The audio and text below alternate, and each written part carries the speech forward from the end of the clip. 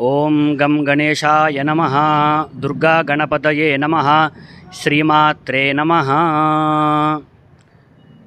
మనము విశేషంగా గణేష ఉత్సవాల్లో భాగంగా రేపు పౌర్ణమి, విశేషంగా పౌర్ణమి రోజున మనము దుర్గా గణపతి హోమము, తర్వాత విశేషంగా చండీ హోమము జరుపుకుంటున్నాము.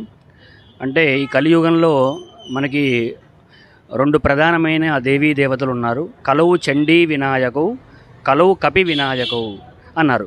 అంటే కలియుగంలో విశేషంగా త్వరితగతిన ఫలితాన్ని పొందే దేవీ దేవతలు ఎవరయ్యా అంటే చండీ అమ్మవారు, తర్వాత గణపతి స్వాముల వారు, తర్వాత హనుమంతుల వారు.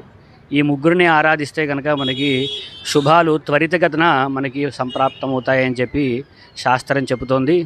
అందులో గణేష ఉత్సవంలో భాగంగా రేపు పౌర్ణమి రోజున మనము దుర్గా గణపతి హోమము, తర్వాత చండీ హోమం జరుపుకుంటున్నాం.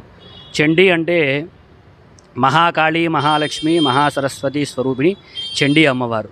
మనకి మార్కండేయ పురాణాంతర్గతంగా 13 అధ్యాయాలు ఉంటాయి. అంటే దేవి అమ్మవారు మన లోకాలన్నిటినీ శుంభ, నిశుంభ, మహిషాసుర, రక్తబీజాది రాక్షస సంహారాన్ని ముగించి తద్వారా మనకి లోకాలని ఉద్ధరించిన అమ్మవారు.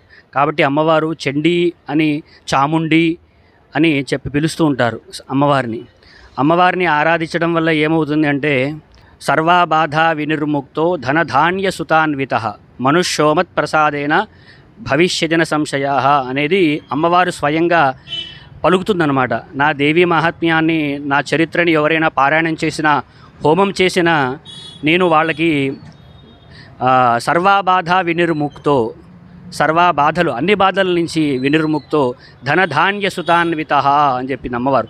ధనము, ధాన్యము, సంతానము లేని వారికి సంతానము, ఇవన్నీ చూసే బాధ్యత నేను స్వీకరిస్తాను అని చెప్పి స్వయంగా అమ్మవారు పలికింది. ఈ సప్తశతి అంటే 700 శ్లోకాలు ఉంటాయి. ఈ 700 శ్లోకాలలో మొదటి అధ్యాయము ప్రథమ చరిత్ర అంటారు. ప్రథమ చరిత్ర మహాకాళీ స్వరూపిణిగా అమ్మవారు అవతరించి రాక్షస సంహారాన్ని చేస్తుంది. తర్వాత 2 నుంచి 4 అధ్యాయాల వరకు మహాలక్ష్మి అవతారంగా అమ్మవారు మధ్యమ చరిత్రగా వర్ణించడం జరుగుతుంది. ఇంకా 5వ అధ్యాయం నుంచి 13వ అధ్యాయం వరకు మొత్తం 9 అధ్యాయాలు ఉంటాయి. ఈ 9 అధ్యాయాల్లో మహాసరస్వతి రూపిణిగా అమ్మవారు వర్ణించబడుతుంది.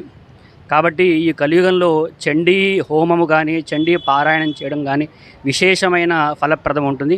మనకి ఏది కోరుకున్నా అమ్మవారు అది ప్రసాదిస్తుంది.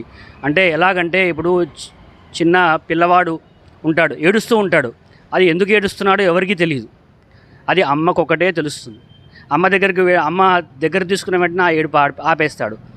అలాగా ఆ అమ్మవారు మనల్ని ఒడిలో చేర్చుకొని సర్వబాధ వినిర్ముక్తో, అన్ని బాధల నుంచి ఆవిడ మనకి సుఖాలని, శాంతిని ప్రసాదిస్తూ ఉంటుంది. కాబట్టి ఈ కలియుగంలో చాలా విశేషమైనది చండీ హోమము, తర్వాత దుర్గా గణపతి హోమము.